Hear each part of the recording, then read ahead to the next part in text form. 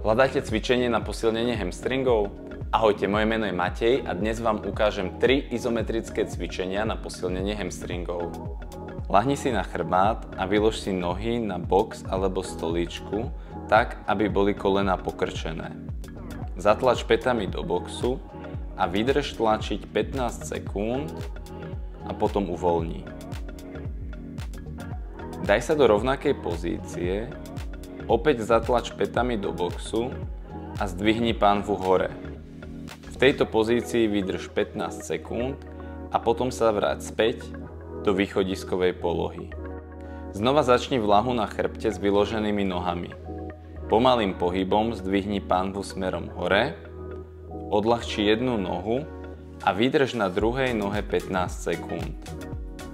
Potom nohy vymeň a vydrž ďalších 15 sekúnd na druhej. Nakoniec sa vráť do východiskovej pozície. Cvičenia, ktoré som vám ukázal, sú zoradené od najjednoduchšieho po najzložitejšie. Izometrické cvičenie znamená, že držíme sval v napätí, ale nemeníme jeho dĺžku. Počet sekúnd v napätí nemusí byť iba 15, môže to byť viac alebo menej podľa toho, na čo cvičenie používame.